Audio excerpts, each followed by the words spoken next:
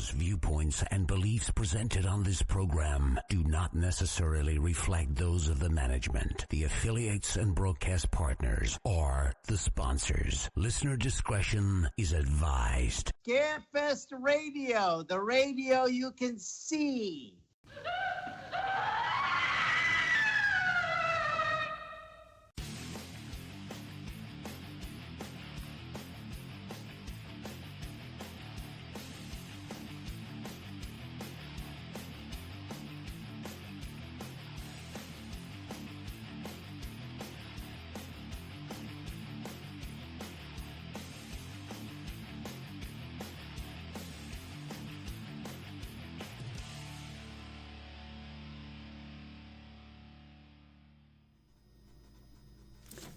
And hello and good evening, everyone, and a special welcome to our Instagram visitors tonight. First time we've got actual formatted video for Instagram going out tonight because I am a technical genius who knows how to watch YouTube videos and learn how to do things. Now, we are giving away, because we're doing Vette City night, we're doing Vette City Con tonight, we're talking to Chad and Chelsea Sheppard, we're going to be giving away three passes tonight to Vette City. We're going to give away a couple at the 15-minute mark. We'll give away a couple at the half-hour mark and a couple at the 45-minute mark. You'll have three chances to win tonight. And the way we'll do it, just so you can go ahead and get it in your little brains, when you answer on the Facebook chats, any Facebook chat will work, say your entire name and the answer to the horror trivia question that we do. Joe Lewis has a review tonight of The Love Witch. We're announcing 2 celebrities and 2 attractions. That's what I meant by non-human celebrities. And for the record, I do have to go on the record and let everyone know. Now, Joanna was scheduled to co-host tonight, but she texted me this morning and said basically she was sick with a sore throat. And I took it to mean that she had a date tonight, but whatever. I wish her well either way. But, so yeah, and I might throw my glasses on. I am getting these terrible dark bags under my eyes. And I'm sleeping like 13 hours a day the way it is. So I don't know what's going on. Anyway, okay, Chad and Chelsea. And this is the first time I've actually met Chelsea. I don't remember meeting you, per se, at the show. It is our first time meeting. So, welcome to the glory that is Scarefest TV. Brandon and I went to Vette City Con, a year or two before COVID hit. That's the best I can say. I don't remember what year it was. But we fell in love with the little con. I'll just say it. I've actually had Chad on the show once after that to talk about the show. And so I've been a couple times, I guess, and we'll just go through all the same stuff again because I want to express to people, these are sincere con folk. That's all I can say. What made you want to put on a horror convention, Chad? Well, it actually started with me and a buddy. I was working with a buddy named Michael Etherton, who does Plot 13 Studios. He does like a lot of props, builds things. We were booking agents, and he was talking about how he always thought it'd be cool to bring one to the Bowling Green Market. And I was like, well, what's stopping you? And we just kind of got together with our wives, and that was kind of like the inception of it all. We wanted to do a convention that was a little, more cost efficient, somewhere where people could park for free. And honestly, it was just a chance for us to bring some people we respected in, and get to meet them firsthand. And that sort of thing. Now, how would you describe the genre of your con? Do you consider it a Comic-Con? You lean towards horror guest, but I see a lot of people, you have a lot of guests that we would never even think about booking. So what do you call your niche, if you will? Well, we are definitely horror leaning, just because that's where mine and Chad's passions lie. But we consider ourselves a pop culture convention just because we try to bring in guests for every interest, every age range, just something to make whoever steps through the doors excited. And you accomplish that, and I love the way. Okay, this is the number one. Now, this is from an inside baseball perspective. One of the things I love about your con is there is no way anybody can get to the celebrities without walking through the vendor hall, without passing at least 50% of the vendors. Yes. Yeah, we definitely designed it that way. We wanted to make sure that was another thing we want to do is make sure that vendors could come out. You know, we've always kept the vendor fees real cheap, and we want to make sure that they're able to make good money. And we knew that by shuffling everybody through there, they're kind of forced to look, even if they're coming just to see somebody, you know? So honestly, Chad loves shopping. That's his thing. So he loves shopping. He loves buying stuff. He loves seeing stuff from the vendors. That's one of his favorite parts of it. So he kind of designed it, and he's like, I know that I'm going to buy something, so might as well. If I'm going to head to the celebrities anyways, I might as well give them something to look at on the way there. Yeah. I've that's one thing I stress to Brandon every year when we're setting the floor plan, and now he's on board. It took him no time at all to figure out what I was talking about. But I went to one. It was called a Dead Winter Con. That was the name of it. It was down in Corbin or someplace. And they didn't mean to do it that way, but the way their vendor hall was, a lot of people would just come in and walk straight down the front wall, but see, all the vendor booths were facing caddy cornered of the hall. So really, the end caps were the only thing they even saw, and they could get to the celebrities, get done, walk out, and that was the end of it. And all the vendors are just sitting there like this, and they had a decent turnout.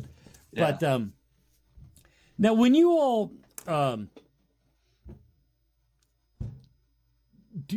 you set up your vendor floor, one thing we used to do it back in the day, and now we went back to doing it. We're trying to make sure we keep a very good balance of the type of vendors we have.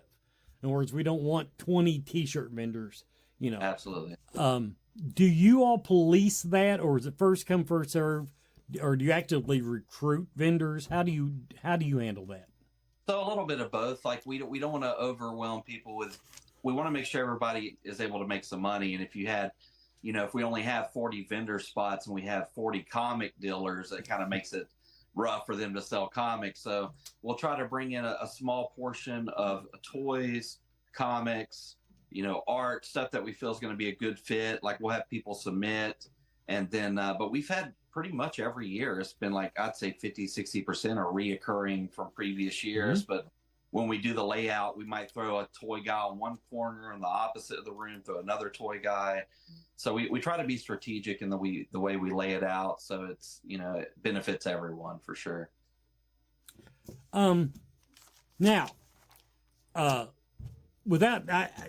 get into all kinds of inside baseball stuff because but I do want to ask now. Okay, now on the celebrities, are you more reactive to what your fans ask, or is it your wish list, or how do you go about picking your lineup? A little bit of both. A lot of it is definitely our wish list. Unfortunately, we are a small con. We're little, so little con, little budget. A lot of times we're not able to. We love when people suggest, "Hey, we'd love to see this person. We'd love to see this person." But sometimes it's just out of our budget. So we'll try to, find people from around the area. Bowling Green loves wrestlers, so wrestlers, boxing, stuff like that. Those are usually some of the bigger ones. And then we I don't know if we meant for it to happen this way, but it just happened this way. We end up having a theme each year. So like last year we had Texas Chainsaw, and we had several people from the Texas Chainsaw series.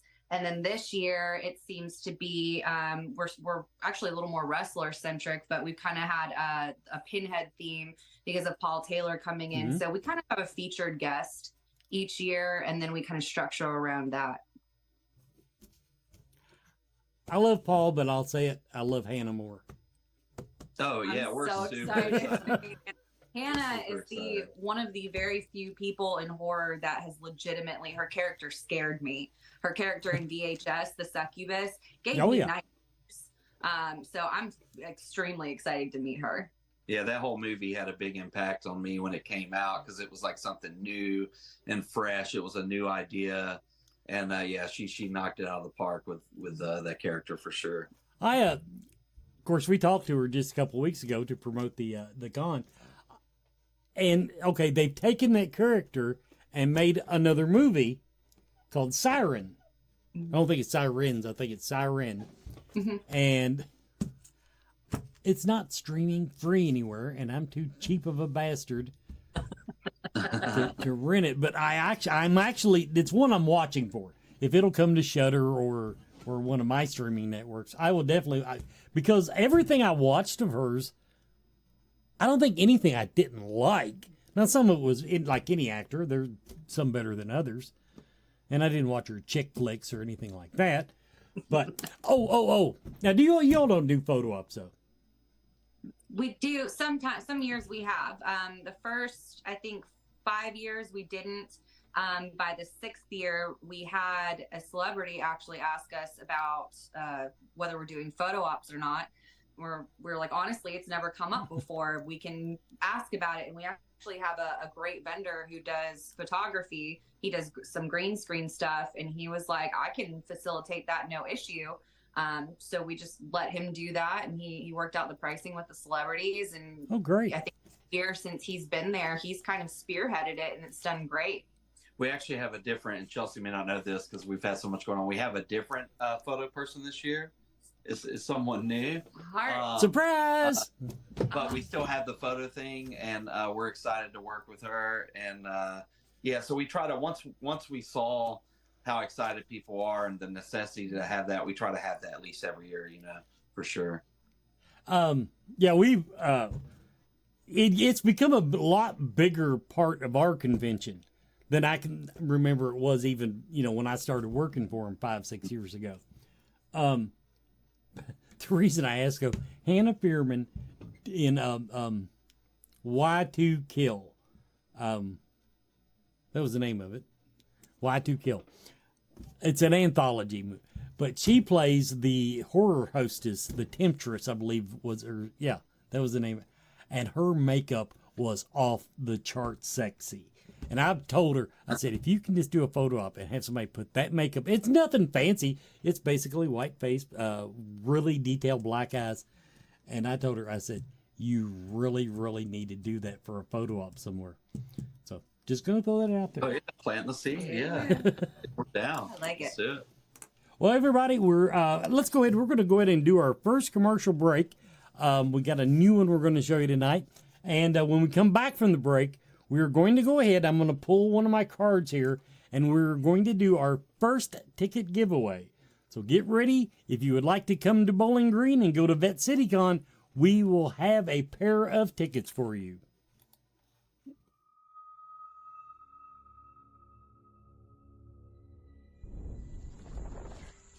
Hey, camera guy, welcome to Wicked World. I'm going to show you around. Thanks for coming out with us. And, I'd like to show you some of the locations and things we got planned this year. And hopefully we can do some good media stuff. There's all these mosquitoes, and there's some weird stuff going on out here. I know it's a haunted house, but actually there's some weird stuff happening. And I don't really like to be by myself, so I got you with me. Otherwise, I'd be doing it myself. So follow me.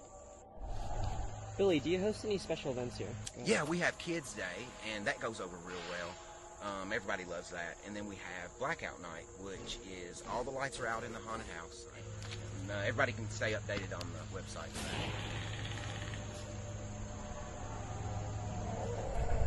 It's a great place, as you can see. All the locations, a lot of hard work have been into it.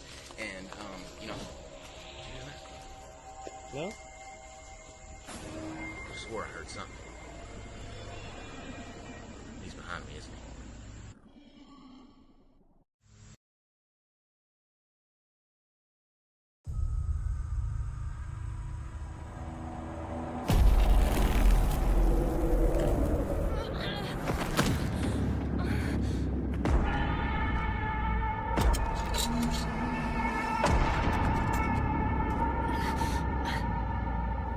I need to keep moving.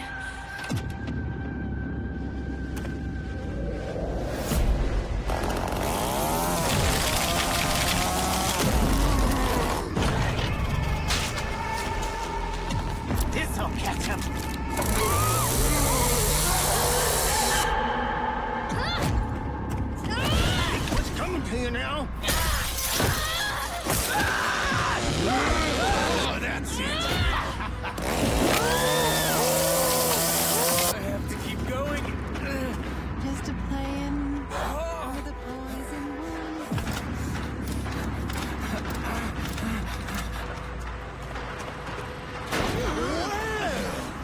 Look who we got here. Got yourself in some trouble, didn't you? If you just listen.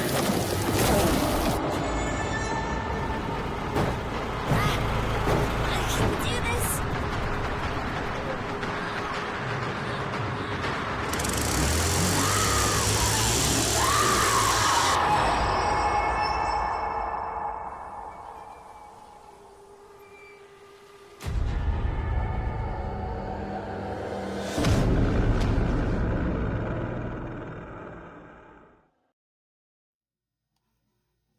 And welcome back, everybody, to Scarefest TV. We are talking tonight about Vette City Con coming up in Bowling Green, Kentucky, March 2nd and 3rd. And so, in honor of that, I have in my hand a trivia question. And if you can answer this, in one of the Facebook chat rooms, there's one on my personal page, there's one on the group, Facebook group for Scarefest, and there is one on the Scarefest business page. We monitor them all, but I don't always see your name. So if you answer this, you have to say your full name as I would find you on Facebook, so I know I'm giving the ticket to the right person. Who narrated the original The Texas Chainsaw Massacre, along with the 2003 remake and the 2006 prequel? Who narrated the Texas Chainsaw Massacre, the original, along with the 2003 remake? And the first one I see in my master chat room, first person that answers it and gives me their name will win 2 passes. You can switch over to me. Us now, all of us. That Leatherface game is awesome. I'll bet I know who that is. Anyway, there's people in there saying they know, but they're on the other end of the state and all that. There we go. We got a winner. Todd Cobell. Todd Cobell. John Larroquette was the correct answer. John Larroquette was the correct answer. So Todd Cobell won our first set of tickets. Yay, go Todd. Yay, Todd. Now, okay, now, back to the interview. I'm multitasking more than usual tonight because I don't have a co-host. Now, of course, Mick Strawn's showing up this year, and that's because he's like in the neighborhood and probably would have been there anyway.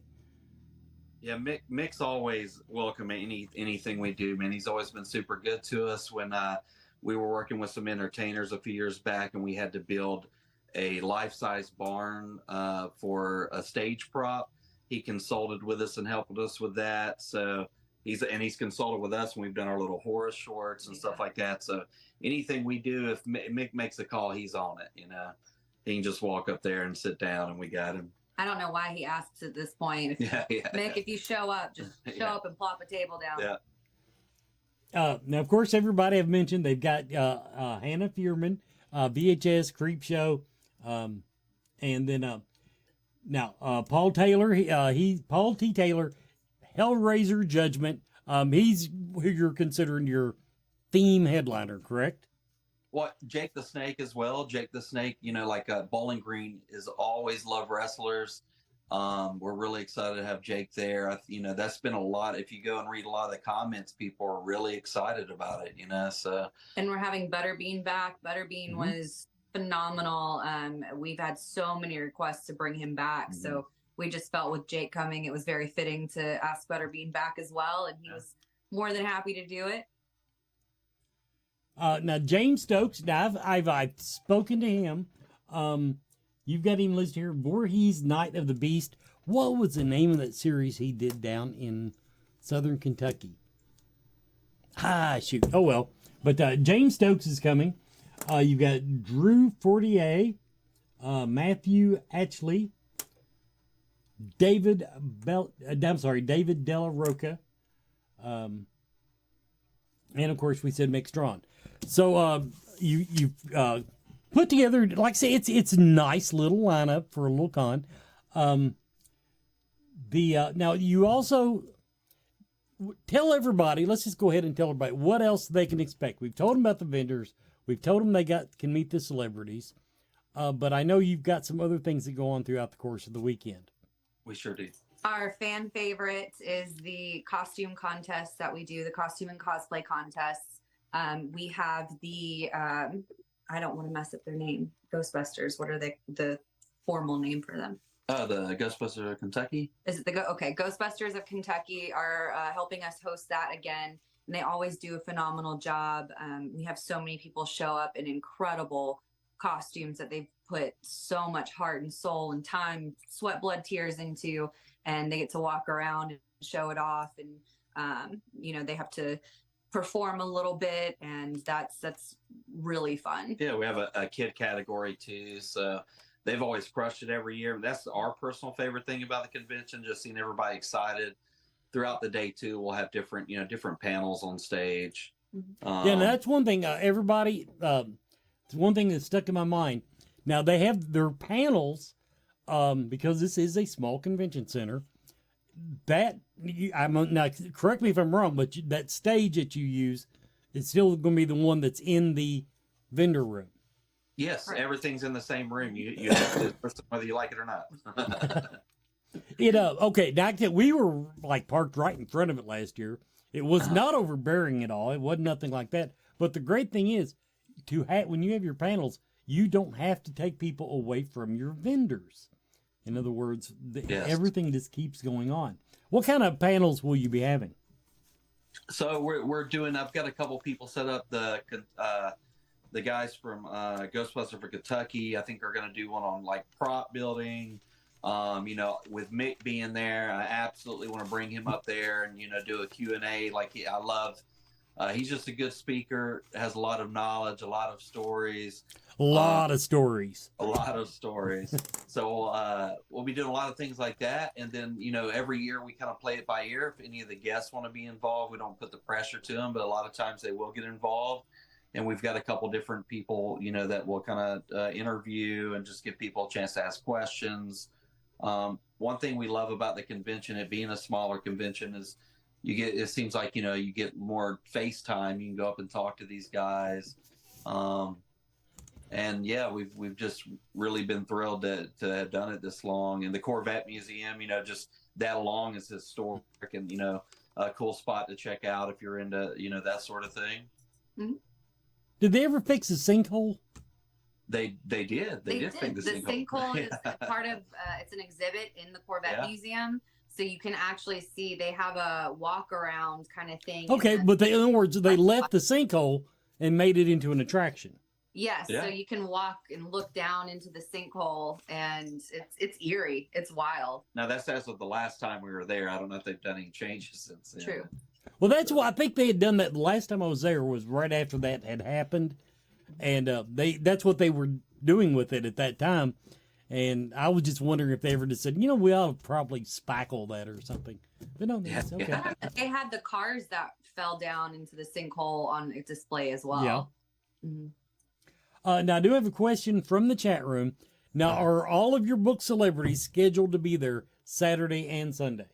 Yes. Everyone is scheduled Saturday and Sunday, but as you know, too, being involved in conventions, anything can happen. We've been very fortunate. We've only had a couple people that over the years have had to cancel or leave early, that kind of thing. So we always make it known, what our expectations are before booking, make sure they're good with those things. Yeah, knock on wood. We've had great luck. Yeah. Now, I think we're going to find it's going to be more and more difficult from our standpoint, because we're seeing a trend. We've always just kind of filtered out our guests through the year.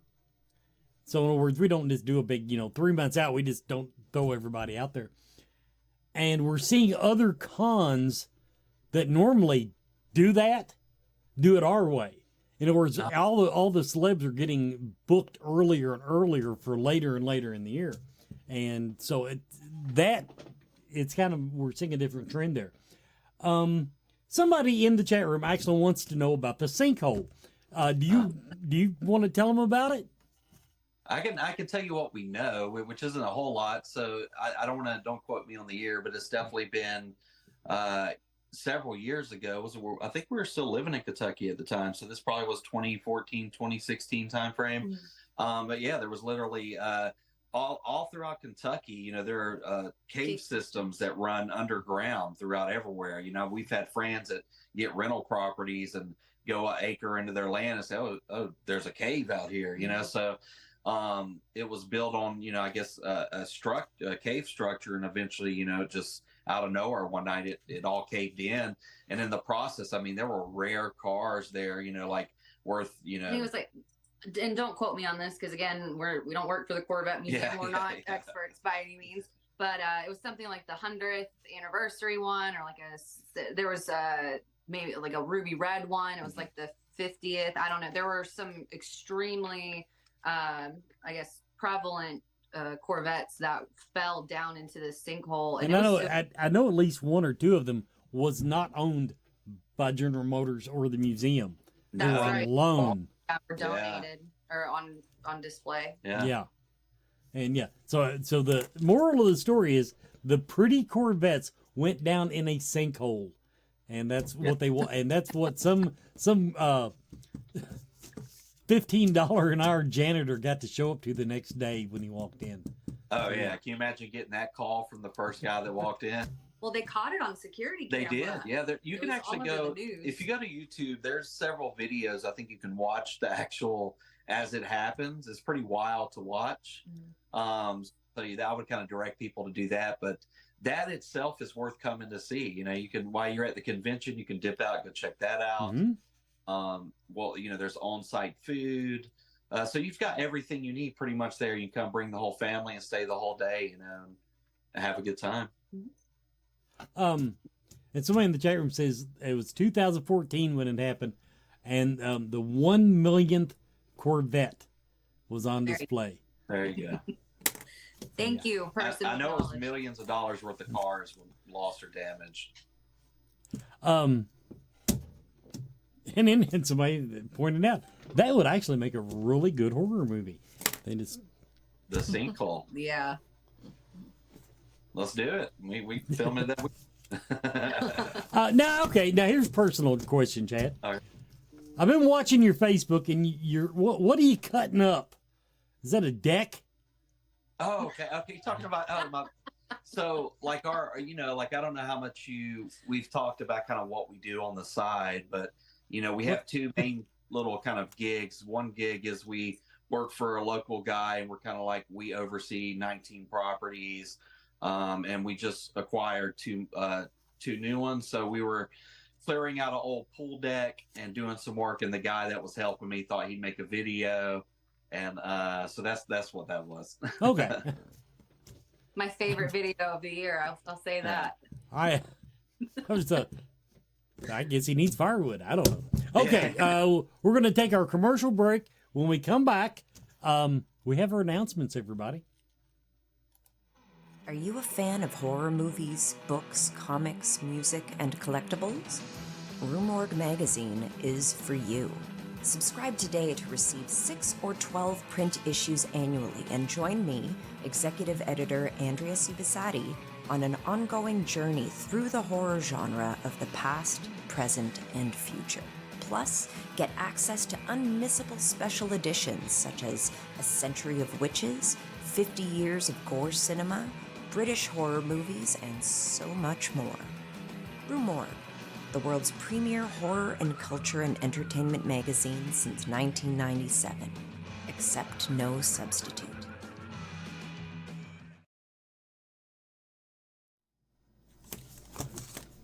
Our first announcement of the night, we're bringing in Derek Mears. Derek Mears of Friday the 13th fame as Jason Voorhees, the 2009 version. He was in Alita Battle Angel. I remember recognizing him in that. I remember when I watched it, I remember saying, that's Derek Mears. And he was in Swamp Thing. I'm trying to remember him in Swamp Thing. We just watched that not that long ago. And I bet I recognized him, but now I don't remember it. I just remember I watched the movie he was in. And the guy's actually got some acting chops. He just... Oh, and everybody, if you want to play the home version, go to his IMDb page. That first photo of him looks nothing like him. So there. Right there. Great actor. But Derek Mears is coming. Here's one you've been asking for. Warrington Gillette. Friday the 13th, Part 2, Jason. He's also in Penny Dreadful. Teddy Told Me To. Time Walker. So, but yeah, we got us a Jason that I would have to look to see if he's been to Archon before. But he was one that you all have been requesting. We have Warrington Gillette. Now, my non-human announcements. Christine is coming back. The Christine car with the photo ops that everybody loves so much. Christine will be there. And the Creeper Truck. The Creeper Truck, another popular attraction. And we have it coming your way in October. Of course, we are taking staff applications. Staff applications, if you would like to volunteer for the Scarefest, go to scarefestweekend.com, fill out the applications, and if you can work a reasonable number of hours through the course of the weekend, yeah, you're in. It's not that hard. And speakers, and these are rolling in. If you are thinking about presenting at the Scarefest as a speaker, as a seminar speaker, get your application in. It's going to be a lot. We've already got more than we had last year. Cool. And we're nowhere near the deadline. So this is going to be a hard decision, I have a funny feeling. The Scarefest Horror Movie Film Festival is taking submissions now. I am only like 3, maybe 4 movies behind now. I almost got caught up. Scarefest Horror Film Festival, go to scarefestweekend.com and submit your horror feature film or short film. What's the matter? Oh, I'm sorry. You might have to scroll. Vette City Con that we're talking about tonight. Now, hopefully Joanna will be back in the pink by then. She'll be healthy again, so she can be there with me. Brandon is coming on Saturday, he says. Also, Chad Harlan should be there sometime Saturday. But me and Joanna are scheduled to work the booth. What's another? I'm out of synonyms tonight. Anyway, Vette City Con, March 2nd and 3rd. Come see us in Bowling Green, Kentucky. I'm going to cough. I have a mute button, but that's too much trouble. Evansville HorrorCon is also going on that weekend, so if you cannot make it to Bowling Green, if you're in the opposite direction, feel free to go to Evansville HorrorCon. We will have a booth there also. And if you want to get in our video contest, we are running a video contest. Now, February is gone, and we had nobody even enter. So if you don't want Golden Pass to Scarefest, I don't guess. But anyway, you can win passes if you just give us videos. The details are on scarefestradio.com. There's a banner. You click it, and it gives you all the details. The next Central Kentucky Mystical Market is coming up March 9th and 10th. March 9th and 10th. Same weekend as Comic-Con. I know, but it is what it is. Central KY Mystical Market. Some of the best readers and vendors in the Lexington area come there, and it's a great little weekend. Clarion Hotel, 1950, Newtown Pike, Lexington, Kentucky. That time I'm muted. Sleepaway Camp cosplay is on the board, people. Now that's one person behind on that graphic. I have 45 subscribers to my Patreon. If I get 6 more, I will take that cosplay you just saw to FrankenCon down in Knoxville, Tennessee. Patreon.com/ScarefestRadio. Patreon.com/ScarefestRadio to read my blog Basically, it's telling about what I'm going through since I quit smoking, had a heart attack, and now I run 5Ks because I am a glutton for punishment. Now we're back talking. We do need to go give away 2 more passes. Mm-hmm. All right. So here's what we're doing. This one will be for Vette City Con. I had these played out. Yes, this is one I want to use. What mythical creature did Hadley hope to see as a killer in Cabin in the Woods? What mythical creature was Hadley hoping to see as a killer in Cabin in the Woods? See if you can get that one. Say your name when you answer it in the chat rooms on Facebook. Be sure to say your name when you answer. What mythical creature did Hadley hope to see as a... okay, you're really close, but you didn't say your name. I will take that answer if you say your name. It's Jake's trying to help people. Well, that's fine. And he's in the opposite direction, so he can't. Yeah, he's... But... He posted, still it. But, once again, you have to say your name and the answer. That is because there you go! Finally! Somebody followed instructions. Robert Dahl. Now, actually, the answer was merman. You said mermaid, but I'm going to give it to typo. you. It's We'll call that a typo. Yes, the answer was merman. Was a good one. Now, while we're doing business, I need to give away a pass to Evansville Horror Con. Finding one that actually it's not that the questions are too hard or too easy. It's hard to get the answer in the chat room. Vincent Price starred in this 1959 ghostly classic and invited 5 people to survive the night. Answer that. Say your name and answer that. And you will get a ticket to Evansville Horror Con. Excuse me.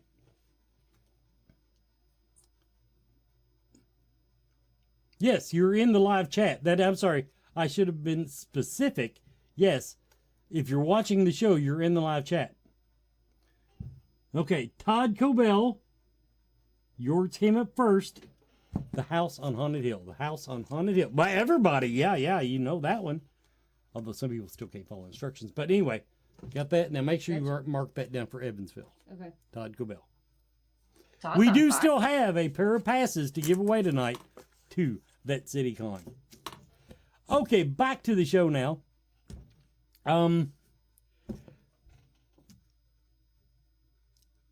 Okay, you're in your 8th year. Yeah, it was our 10th year, but COVID kept us from 2 of them. So this is our 8th convention in 10 years. Yeah, I know, because I had to cancel both times. Yeah. Okay, but you got to come back last year. Now, I didn't get to make it last year because...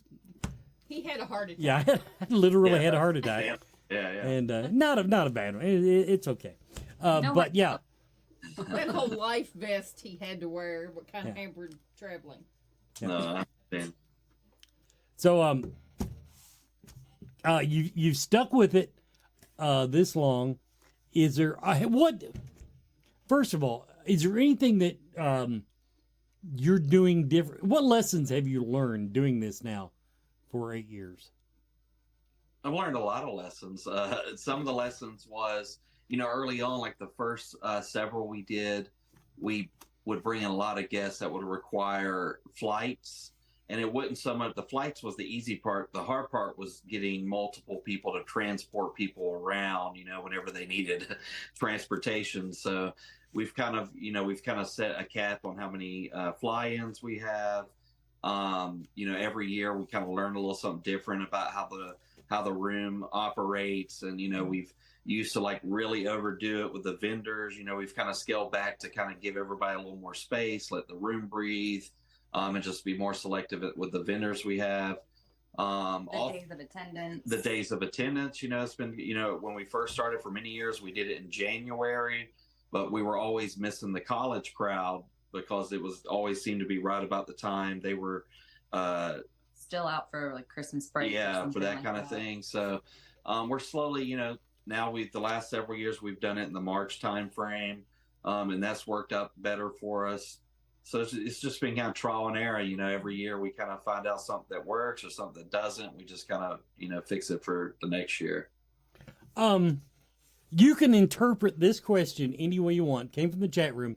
Do you have any wild con stories to tell? Has anything crashed and burned is the way I would have asked it, but yeah. I've got a couple. One I feel okay to talk about. I was about to say they're like some of the lessons we've learned is like stop after buying the third plane ticket after a promise to come.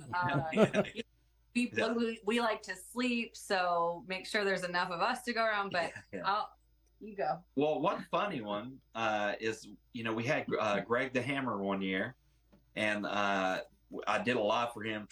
Got him a lot of things he needed. Transported him around. He was super nice. No issues about that. Well, at the very end of the thing, he's like, I want to do something nice for you. So he reached in his little suitcase, pulled out a print and signed and gave me a print. And then I didn't realize to the following day till I looked at it, it wasn't even my name. It was somebody else's name. He didn't even know my name. It was Tad, like, I think. Huh? I think it was Tad. Or Brad. I think it was Brad. It's like, thanks, Brad, for everything.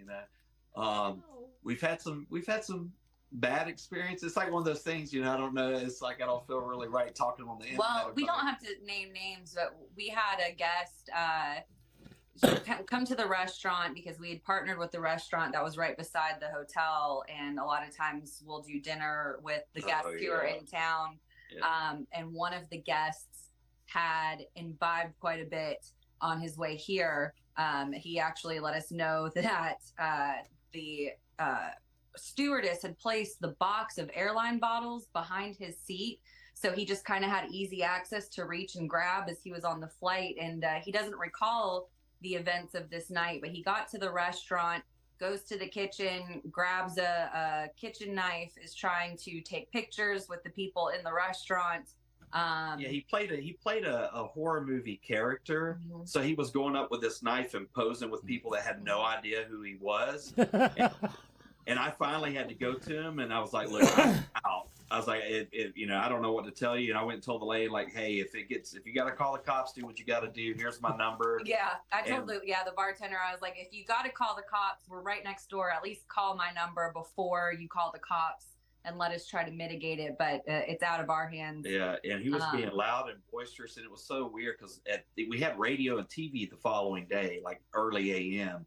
He already knew about it, so that morning I just sat in the car just thinking, like, is he going to show up or did he leave? Did he get arrested? He just comes out like nothing's happened. It's like a whole different side of him I never seen.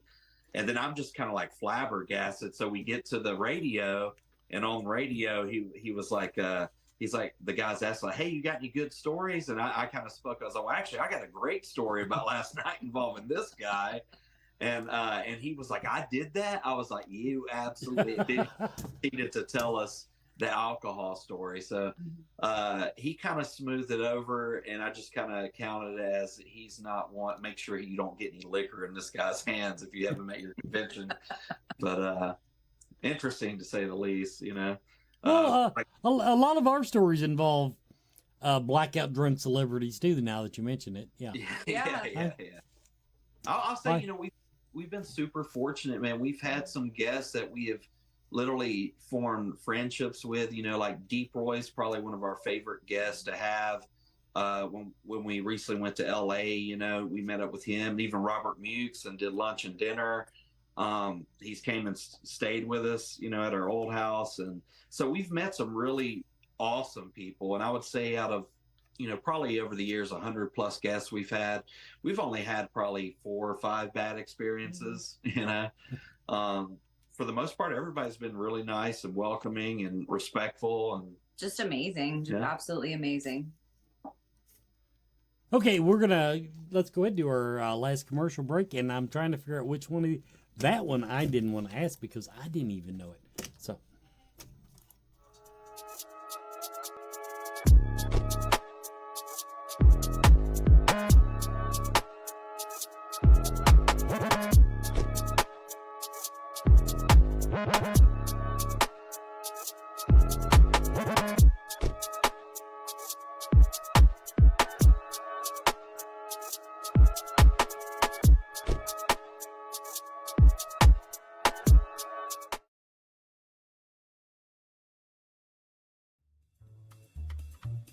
Hey, Scarefest, this is the second time I'm doing this review, and what we are reviewing is a movie that was suggested to me by a friend of mine named Sarah Green. So, thank you, Sarah. Now, I actually like it when you all suggest films. Barbara's done it a few times, other people. I appreciate it. I like going out there and watching them, some of them. Some of them I like, some of them I don't like. That's part of life. Art is subjective, right? The Love Witch from 2016. It's an interesting oddity.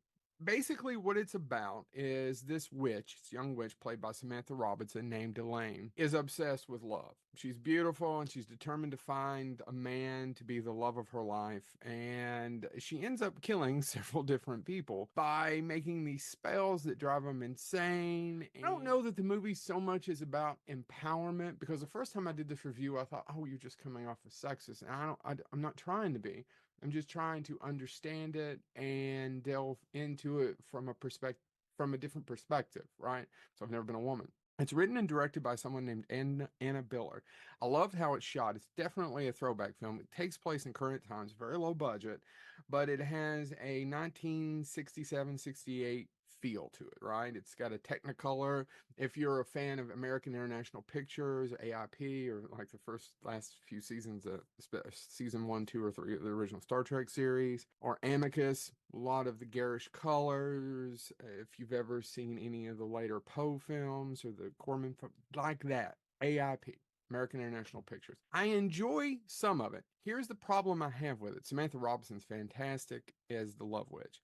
The problem I have with it is that it's 2 hours long, and it's another one of those where I feel this would have been a fantastic, absolutely wonderful short film. To call it a horror film is a stretch. Clearly has blood, clearly has murder, has witches in it. It's not really a comedy, even though some of it's funny, and I understand that some of the stilted dialogue and the clunky dialogues it goes through is on purpose, but there's little things that drive you crazy that it doesn't quite work. I mean, it's funny, but I don't know that it's funny in the way it should be. She's arguing with the last guy at a bar towards the end of it, before she's almost burned. And he's a detective, and he's investigating. Of course, he starts to develop feelings, yada, yada, yada. You can see the plot coming from a mile away. And the Love Witch is saying to him, are you just going to stand there and say blah, blah, blah? He's clearly setting. If it's the Naked Gun, if it's that kind of slapstick farce, then yes, that's funny. For this, it's not really that kind of movie. It's a different... I enjoyed it. This movie should never have been more than 80 or 90 minutes. It's a little too long. I think some of you are going to enjoy it. It's free on Tubi. It's also on Peacock. It's on Pluto TV. There's several different places you can find it. Here's some examples, though, of some of the low budget. They clearly, when they're doing some of the full frontal, had a couple of actors that were willing, and those same actors, male and female, are in every... Even if they're not in it, they're in a different group, they're the ones who are full frontal later. Why I noticed this, why I paid attention, because I'm a freak. Should you watch The Love Witch from 2016? Yes.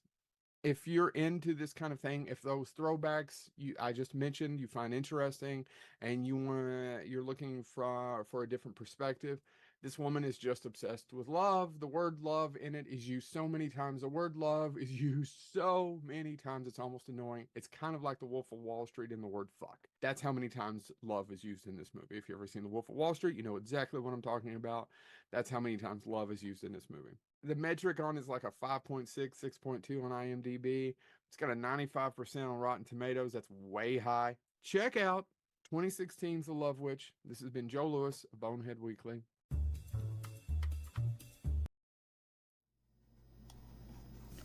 And we're back with Scarefest TV. We're talking Vette City Con tonight. Okay, in the Facebook chat rooms. What 1978 classic horror film was originally titled The Babysitter Murders? The Babysitter Murders. So just say your name and say the answer, and I will put you down and we will get in touch with you and get you 2 passes to Vette City Con March 2nd and 3rd.